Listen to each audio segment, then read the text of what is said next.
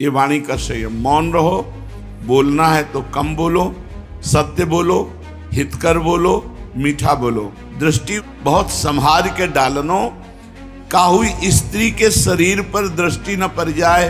कहीं कोई पशु पक्षी मैथुन कर रहा है उस पर दृष्टि न पड़ जाए।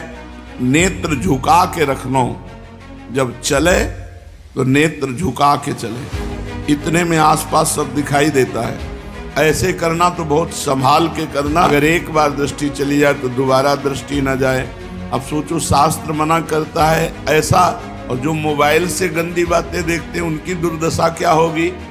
लेकिन स्वाद दृष्टि से जो अधिक पाया जाता है वो भजन के लिए हानिकारक है। इसीलिए ज्यादा स्वादिष्ट पदार्थ ना पावे, नहीं तो अगर जबान से स्वादिष्ट पदार्थ पाओगे तो फिर और मन चंचल हो जाएगा। तो थोड़ी देर हिम्मत करके स्वाद का त्याग करके प्रसाद रूप उतना ही आहार करो जितनी तुम्हारी भूख है। आहार पर देखना है सात्विक हो, हितकारी हो, पचने में हल्का हो और पैसे कम लगे हों। तो हमको ये गणित लगा के पानी है कि कम पैसे वाला भोजन होना चाहिए। दाल एक कटोरी, 2-3 रोटी पा ली, थोड़ा सलाद पा लिया, थोड़ी सब्जी पा ली, हो गया। बहुत स्वस्थ रहने के लिए सात्विक भोजन है ये। अगर श्रद्धा आ गई है तो संभालो, बहुत बड़ा धन है। गुरु के प्रति श्रद्धा, भगवान के प्रति श्रद्धा, एक एक शब्द अमृत है यदि ध्यान पूर्वक सुना जाए और उसे अपने जीवन में उतारा जाए। संयम, जो इन बातों को अपने जीवन में उतार लेता है उसे संयमी पुरुष कहते हैं। संयमी साधक कौन है? जो आगे बताई जाने वाली बातों को अपने जीवन में उतारे। संयम पहले वाणी का, फिर दृष्टि का, फिर आहार का, फिर श्रवण का, फिर नेत्र का, फिर मन का, ऐसे आगे वर्णन कर रहे हैं। एक एक को बड़े ध्यान से सुनो। वाणी का संयम। वाणी सदैव संभारी के बोलनो, कहूं अनुचित शब्द न निकल जाए, ऐसो ध्यान रखनो।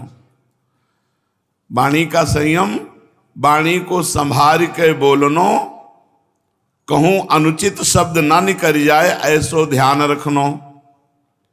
कम बोलनो, सत्य बोलनो, मृदु बोलनो और हितकर वाक्य ही मुख सो उच्चारण करनो। कबहू कैसी हूं परिस्थिति आ जाए, काहू सो कठोर वचन नहीं बोलनो। ये वाणी का संयम है। कम बोलना, हितकर बोलना, मृदु बोलना, सत्य बोलना और मौन रहना, ये वाणी का संयम। मौन रहो, बोलना है तो कम बोलो, सत्य बोलो, हितकर बोलो, मीठा बोलो, जिससे दूसरे को सुख प्राप्त हो। दृष्टि का संयम, नेत्र का, जो हम देखने की हमारी दृष्टि है उसका संयम। बहुत संभाल के आंख खोलनो, दृष्टि बहुत संभाल के डालनो, काहुई स्त्री के शरीर पर दृष्टि न पड़ जाए। कहीं कोई पशु पक्षी मैथुन कर रहा है उस पर दृष्टि न पड़ जाए। नेत्र झुका के रखनो, जब चले तो नेत्र झुका के चले। इतने में आसपास सब दिखाई देता है। ऐसे करना तो बहुत संभाल के करना, कहीं किसी ऐसे जीवों पर दृष्टि न पड़ जाए जो मैथुन संयोग कर रहे हैं। अगर एक बार दृष्टि चली जाए तो दोबारा दृष्टि न जाए। अब सोचो, शास्त्र मना करता है ऐसा, और जो मोबाइल से गंदी बातें देखते हैं उनकी दुर्दशा क्या होगी। बहुत बचा के रखना है अपनी दृष्टि को। नेत्र जितने चंचल करोगे उतनी तुम्हारी दृष्टि की शक्ति जाती रहेगी। मार्ग में चलते समय इत उत को न झांकनो, सीधो देखनो, काहू जीव पे पैर न पड़ जाए। ये दृष्टि को संयम है। नेत्रन को ठीक संयम यही है। भक्तन के दर्शन करो, भगवान के श्री विग्रह के दर्शन करो, भक्त भगवान के चरित्र पढ़ो इन नेत्रन से। अश्लील बातें मत पढ़ो, अश्लील चित्र मत देखो। जा ग्रंथ में काहू की निंदा लिखी हो किसी आचार्य, किसी महापुरुष, वो ग्रंथ, वो वाणी, वो किताब हमें नहीं पढ़नी। खंडन लिखे होए ऐसी पोथी नहीं पढ़नी। संतन के वाक्य नेत्रन से देख के पढ़ो। संत भक्त भगवत विग्रह के दर्शन करो और अश्लील चित्रण के देखवे से अपने नेत्रन को बचाओ। ये तुम्हारे दृष्टि और नेत्र का संयम। अब आहार का संयम। आहार उतनो ही करनो जितने में भूख मिट जाए। भूख तो मिट जाएगी, लेकिन स्वाद दृष्टि से जो अधिक पाया जाता है वो भजन के लिए हानिकारक है। इसीलिए ज्यादा स्वादिष्ट पदार्थ ना पावे, नहीं तो अगर जबान से स्वादिष्ट पदार्थ पाओगे तो फिर और मन चंचल हो जाएगा। रूखा सूखा खाए के ठंडा पानी पीऊ, देख पराई चूपड़ी मत ललचावे जीव। कुछ नहीं रखा। ओ बस 2 अंगुल जबान है, इसी में जितनी देर टिका टिका गले के नीचे गया सब बेकार। भाई यहीं तक का स्वाद है, तो थोड़ी देर हिम्मत करके स्वाद का त्याग करके प्रसाद रूप उतना ही आहार करो जितनी तुम्हारी भूख है। 2 रोटी हम और पा सकते हैं, ऐसी स्थिति में बंद कर दो। जैसे 4 पाते हो तो 2 रोटी पाओ, फिर शाम के 2 रोटी पा लो। प्राणों का पोषण करना है, कोई पहलवानी तो नहीं करनी ना। हमें प्राण सूक्ष्म करने हैं। प्राण स्थूल निर्बल होते हैं और सूक्ष्म प्राण बलवान होते हैं। तो आहार उतना ही करनो जितने में उदर पूर्ति हो जाए। आहार सात्विक करनो, हितकर करनो, हल्को आहार करनो, सहज में पच जाए और कम पैसे का हो। आहार पर देखना है सात्विक हो, हितकारी हो, पचने में हल्का हो और पैसे कम लगे हों, ऐसा आहार करो। तो हमको ये गणित लगा के पानी है, ये कम पैसे वाला भोजन होना चाहिए। दाल 1 कटोरी, 2-3 रोटी पा ली, थोड़ा सलाद पा लिया, थोड़ी सब्जी पा ली, हो गया। बहुत स्वस्थ रहने के लिए सात्विक भोजन है ये। मीठा 1 पीस, 24 घंटे में 1 पीस मीठा बहुत, 50 ग्राम। नहीं तो जो शुगर है वो रोटी में भी होती है, शुगर हर पदार्थ में होती है। तो वो अपना शरीर के लिए जो शुगर चाहिए वो ले लेती है सब पदार्थों से। तो अगर स्वाद के लिए भी पाना तो प्रसाद रूप 1 मीठा। अगर ठीक से चलोगे तो शुगर नहीं होगी। अगर शुगर हो गई तो फिर आधा जीवन नष्ट हो गया, असावधानी हुई तो पूरा जीवन नष्ट हो गया। शुगर लीवर, किडनी इन पर प्रहार करती है, कोई साधारण रोग नहीं, पूरा जीवन खोखला कर देती है। इसलिए मीठा खाने से बचो। ज्यादा मीठा रजोगुण उत्पन्न करता है, थोड़ा मीठा सतोगुण होता है। हम उन साधकों से प्रार्थना करते हैं कि कल फिर पाना है, इतना ध्यान रखो, आज ही पाके नहीं परम पद में पहुंच जाना है। भजन में तब मन लगता है जब सात्विक वृत्ति होती। 2 रोटी पाई, थोड़ी दाल। प्राणों का पोषण है, प्राणों का पोषण बर करना है, खूब भजन करना है, भजन से बल प्राप्त करना है। अपना भारत पवित्र देश है, बहुत धर्मशील है। अब वो गंदी गंदी बातें देश विदेशों की इधर आ गई हैं, तो वो सब खान पान, आहार, संयम सब। कल एक सज्जन बता रहे थे कि आपको पता नहीं होगा महाराज जी, आजकल बताओ 80% लोग रात्रि में जगते हैं और दिन में सोते हैं। अब तो कितना सुंदर समय है। दिन का प्रातःकालीन 4 से लेकर के ब्रह्म मुहूर्त में उठो, संध्या वंदन करो, नाम जप करो, व्यायाम करो और दिन में अपने कार्यशील रहो। रात में 10 से 3 बजे तक सो जाओ। 11, 12, 1, 2, 3, 5, अगर 4 बजे तक सो जाओ तो 6 घंटे हो गए, बढ़िया समय। तुमका रात में करते क्या है? बोले नशा, व्यभिचार, यही सब गंदी बातें करते। जीवन बर्बाद, जीवन बर्बाद। हम कह रहे काहे को जीवन बर्बाद करे? इतना उत्तम मनुष्य जीवन भगवत भजन करके लोक पर लोग सब चमका दे हो। तो ये आहार बुद्धि भ्रष्ट करता है। शरीर की रक्षा के लिए भोजन किया जाता है, जिह्वा के स्वाद के लिए नहीं। गर्मा गर्म धुआं निकलता हुआ भोजन पाने से चाहे जितना सात्विक भोजन हो तमोगुणी हो जाता है, नहीं पाना चाहिए। ऐसे लोग पाते देखते हैं, जल रही जवान, अब ये कोई स्वाद है? जवान में नहीं रखा जा रहा, ऐसे ऐसे कर रहे हो, खा। अरे थोड़ा ठहर जाए यार, कोई उठा थोड़ी ले जाएगा। थोड़ा राधा राधा नाम जप कर, थोड़ा ठंडा हो जाए, धुआं निकल जाए, फिर पा। धुआं निकलता हुआ भोजन नहीं पाना चाहिए। और अपने को धुआं वाला तो मिल ही नहीं सकता है, क्योंकि गरम गरम अनुकूल भोग तो पहले प्रियालाल को लगेगा, प्रियालाल के बाद जो प्रसाद मिलेगा वो अद्भुत स्वादिष्ट उच्छिष्टामृत भुक्त वैव। गर्मा गर्म तो पा ही नहीं सकते ना, प्रियालाल को अर्पित करके पाना है। जिह्वा के स्वाद के विचार सो कोई आहार न करनो, बहुत गरम और भारी भरकम जो तला हुआ है ये इसको साधक ना खाए ज्यादा। ये समोसा है, पूड़ी है, कचौड़ी है, हलवा है, गुलाब जामुन है, लड्डू है, जलेबी है, इमरती है। आहार संभालनो, लाल मिर्च, खटाई, ज्यादा मिठाई, उत्तेजक, बासी भोजन।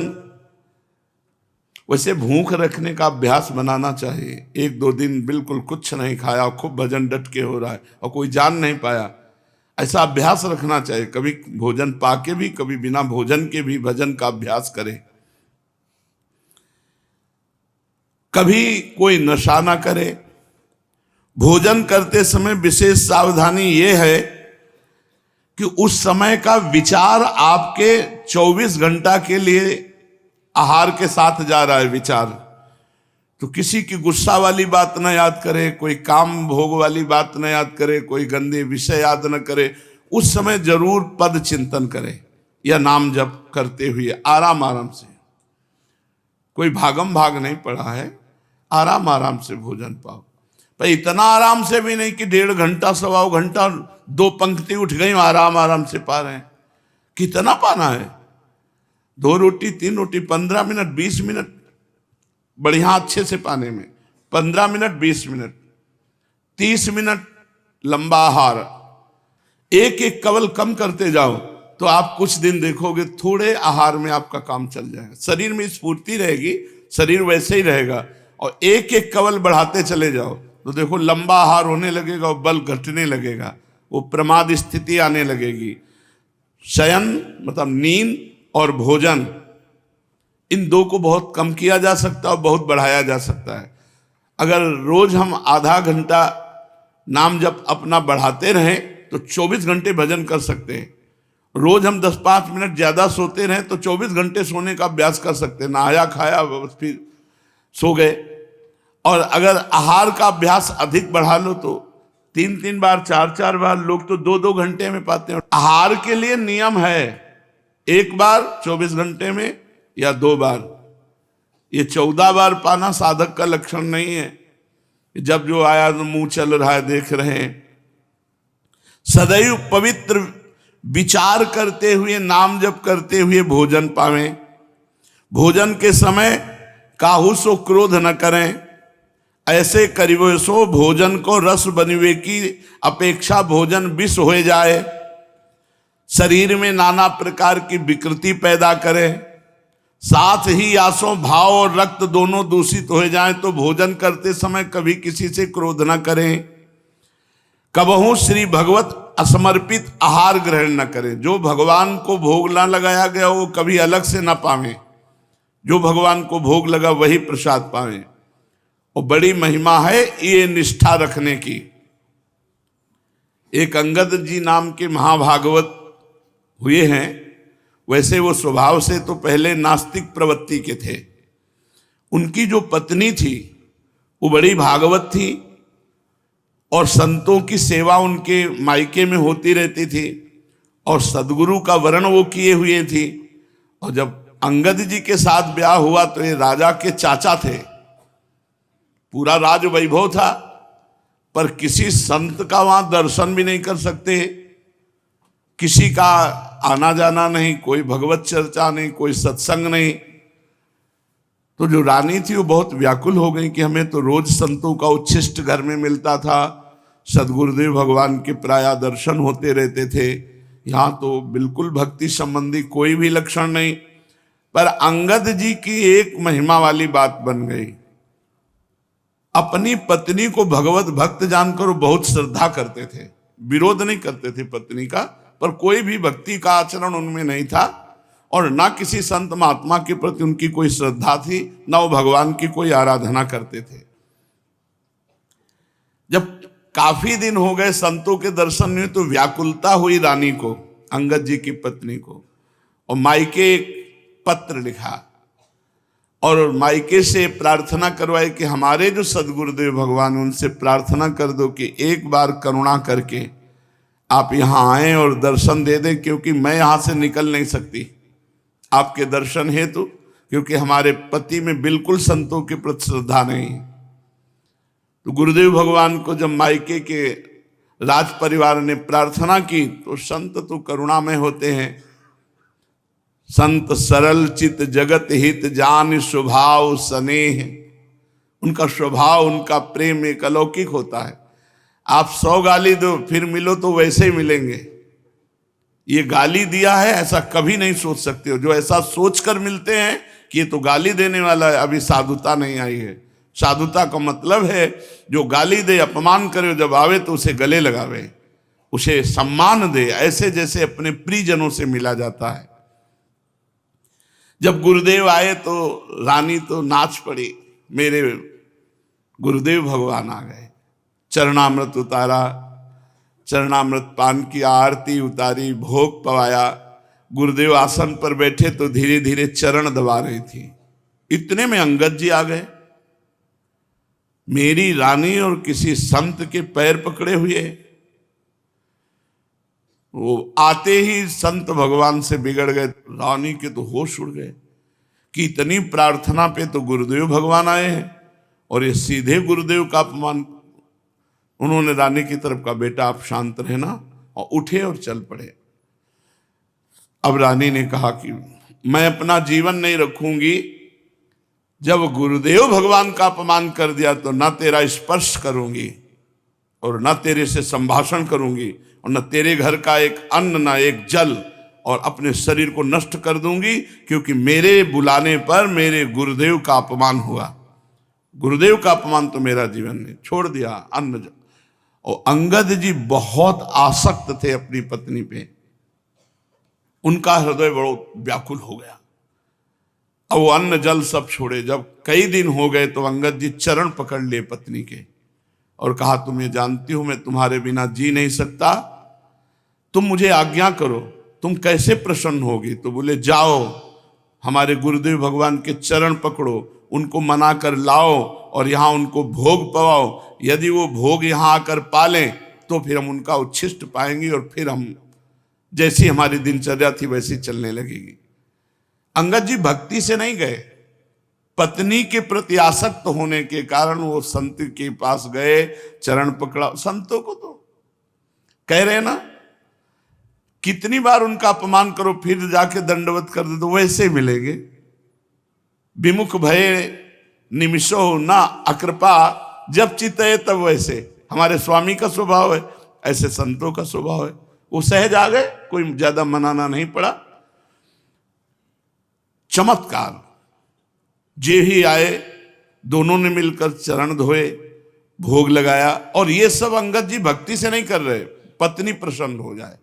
और जे ही गुरुदेव का उच्छिष्ट और चरणामृत गया, पश्चाताप होने लगा, मैं कितना नास्तिक हूं, संतों के प्रति ऐसा भाव करता हूं, कितने कृपालु संत हैं। अब बुद्धि जो विपरीत चिंतन करती थी वो अनुकूल चिंतन करने लगी। पत्नी से कहा, आज तक का जीवन हमारा व्यर्थ गया, अब मुझे बताओ भक्ति कैसे करनी है। ठाकुर सेवा में सहयोग देने लगे अंगद जी, और बिना भोग लगाए अब कुछ नहीं पाते। वर्षों से अब यही दिनचर्या उनकी चलने लगी।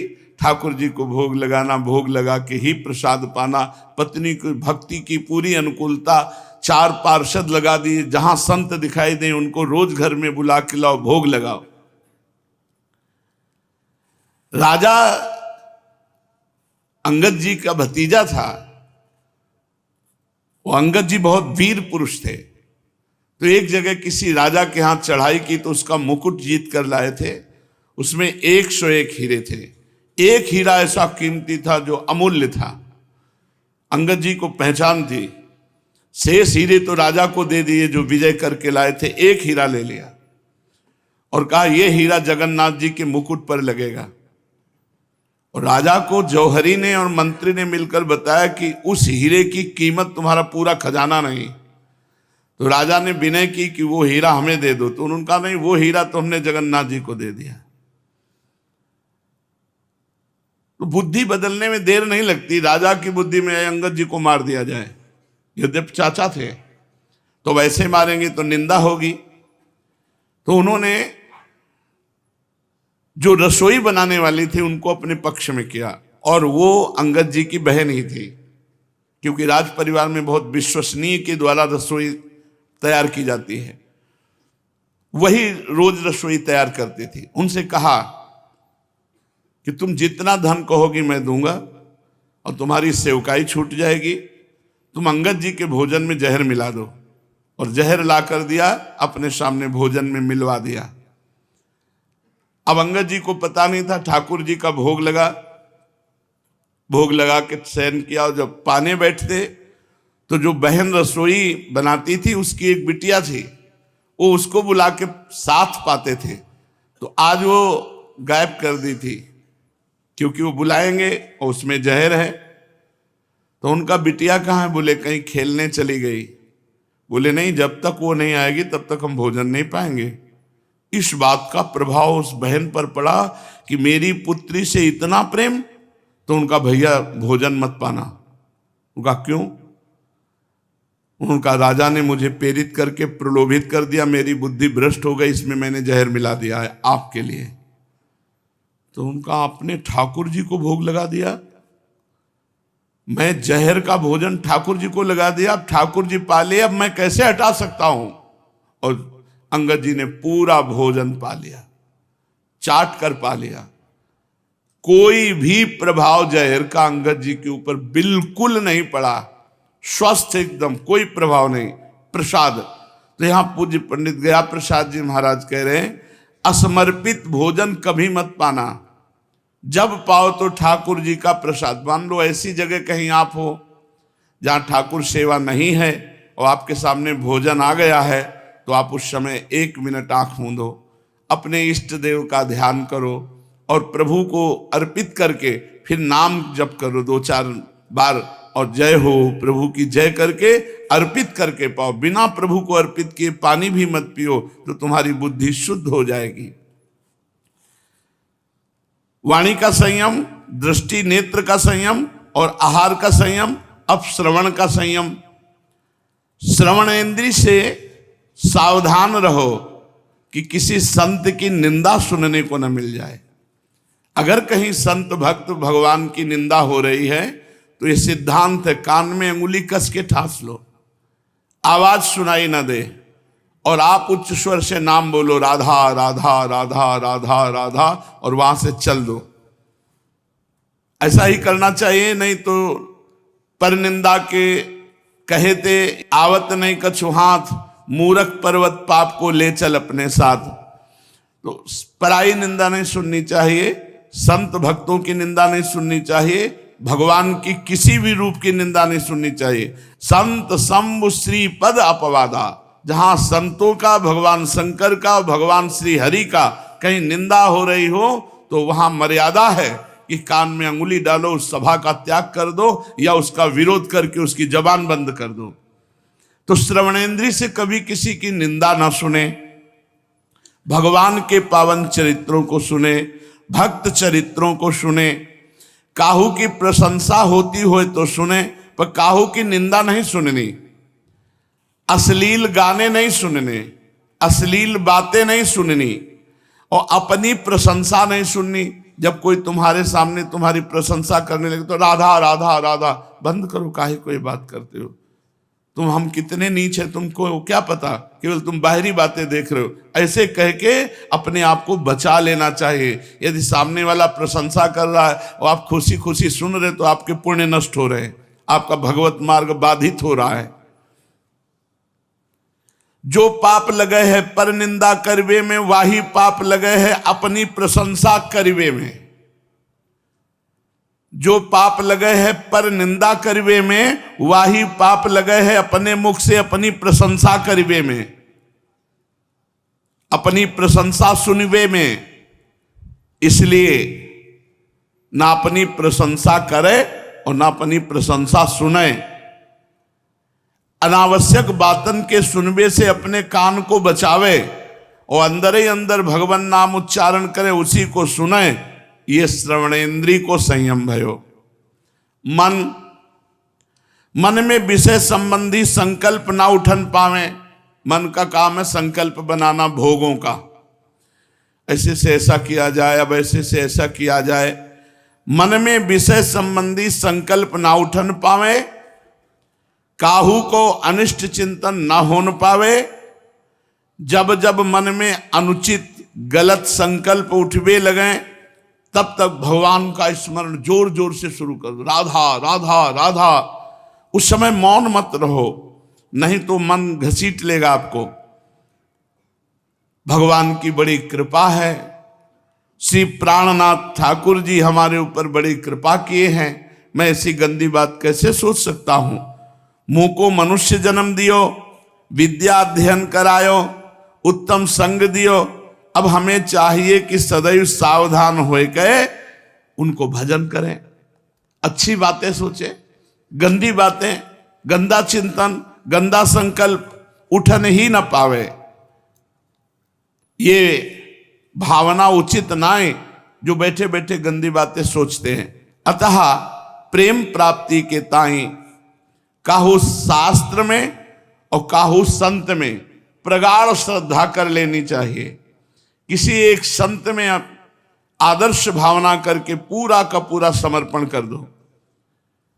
किसी एक ग्रंथ को, किसी एक संत को, किसी एक पंथ को, किसी एक मंत्र को, किसी एक कंत को, तो वो सांगो पांग उपासना कही जाए। शीघ्र से शीघ्र काहू संत में प्रगाढ़ श्रद्धा कर लेनो। प्रगाढ़ श्रद्धा, उनकी आज्ञा के विरुद्ध हम नहीं चलेंगे। श्रद्धा ही साधक को साधु बनावे है, श्रद्धा ही साधक को सुदृढ़ साधक बनावे है। श्रद्धावान साधक को चाहिए कि श्री सद्गुरुदेव भगवान में साधारण मनुष्य बुद्धि न करे। श्री सद्गुरुदेव और भगवान अभेद मानो गयो, गुरु गोविंद न भेद कराई। ये दृढ़ भाव बन जाए कि मेरे कारण जो निराकार ब्रह्म है वो गुरुदेव के रूप में साकार आए हैं। यदि विचार करके देखो जाए तो ज्ञान वैराग्य एवं प्रेम देवहु श्रद्धा के ही फल है। श्रद्धा जितनी आवश्यक है उतनी ही दुर्लभ है। अगर श्रद्धा आ गई है तो संभालो, बहुत बड़ा धन है। गुरु के प्रति श्रद्धा, भगवान के प्रति श्रद्धा, ये शिथिल ना बनन पावे। श्रद्धा को दिन व दिन सुदृढ़ बनाते रहना ही तो साधना है। स्वभाव में कठोरता न छू जाए, तब प्रेमदेव प्रकट हुए।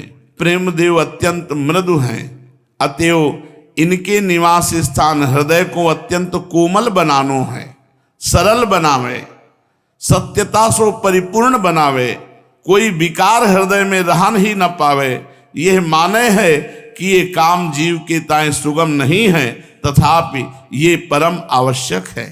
प्रेम प्राप्ति के इच्छुक को हृदय अति निर्मल एवं सरल बनाना ही परोगो। उपाय केवल एक ही है, गुरुदेव में श्रद्धा, दृढ़ श्रद्धा। गुरुदेव में पूरी तत्परता के साथ, लगन के साथ उनकी आज्ञा पालन की वृत्ति, जो गुरुदेव कहें वही करना। यदि काहू साधक ने श्रद्धा दृढ़ बनाए लई तो आगे की समस्त उपलब्धियां सरल हो जाएंगी। साची श्रद्धा होए बे पे अपने विचार बंद हो जाए हैं, केवल शास्त्र और संत आज्ञा में जीवन रह जाए, तब पाप बन ही न सके। कारण स्पष्ट है, जो करेगो शास्त्र और संत की आज्ञा से करेगो, वही को उत्थान ही उत्थान है। तो वाणी का संयम, दृष्टि नेत्र का संयम, आहार का संयम, मन का संयम, ये संयम रखते हुए सद्गुरुदेव में अपार श्रद्धा, निरंतर नाम जप, श्रवणेन्द्रिय का संयम, कुछ इधर उधर की बातें न सुनना, तो हमारे हृदय में प्रेम प्रकाशित हो जाएगा।